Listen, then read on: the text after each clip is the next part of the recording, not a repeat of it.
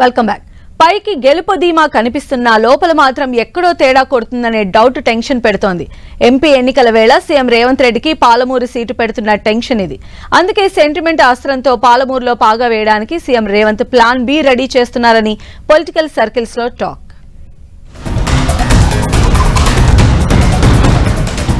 Route మార్చిన CM Revanth Palamuru seat కోసం సరికొత్త ఎత్తులు. సెంటిమెంట్ అస్త్రాన్ని వాడుతున్న రేవంత్.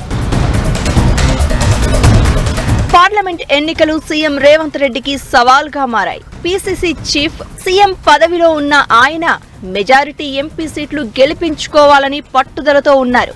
అందులో పాలమూరు ఎంపీ సీటునైతే మరీ ప్రతిష్టాత్మకంగా తీసుకున్నారు.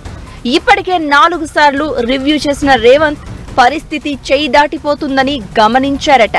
పైకి అంతా బాగానే కనిపిస్తున్నా గ్రౌండ్లో మాత్రం పరిస్థితి వేరేలా ఉందని సర్వే రిపోర్టులు అందాయని టాక్. దాంతో సెంటిమెంట్ అస్త్రాన్ని వాడుతున్నట్లు తెలుస్తోంది.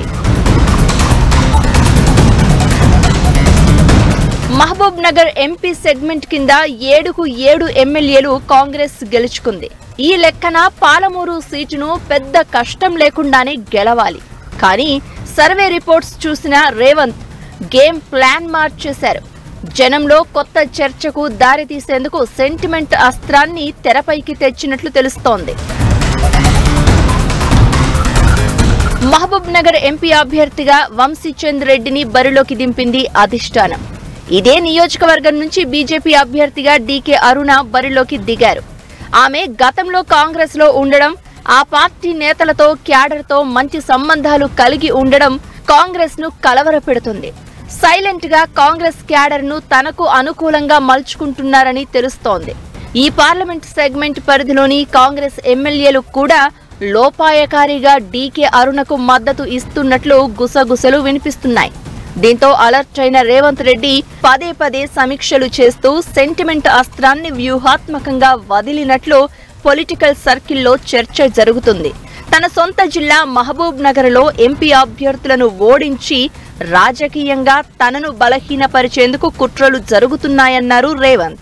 ఎట్లనే చేసి రేవంత్ రెడ్డి పరపతి తగ్గియాలంటే కొడంగల్ మెజార్టీ తగ్గియాలి, లేకపోతే రేవంత్ రెడ్డిని దెబ్బతీయాలి, దొంగ దెబ్బతీయాలని ఎంకంగా గూడుపుటాన్ని చేస్తుంది. ఇది రేవంత్ రెడ్డిని దెబ్బతీయడం కాదు, కొడంగల్ ప్రతిష్టను దెబ్బతీయడం, కొడంగల్ అభివృద్ధిని దెబ్బతీయడం, కొడంగల్ ఆత్మగౌరవాన్ని దెబ్బతీయడం, కొడంగల్ కు భవిష్యత్తులో జరగబోయే అభివృద్ధిని అడ్డుకోవడము. అసెంబ్లీ ఎన్నికల్లో పాలమూరును క్లీన్ స్వీప్ చేసిన కాంగ్రెస్ పార్లమెంటు ఎన్నికలకు వచ్చేసరికి తడబడుతుంది. పరిస్థితి చేయి దాటుతూ ఉండడంతో రంగంలోకి దిగిన రేవంత్ రెడ్డి చక్కదిద్దే పనిలో పడ్డారు.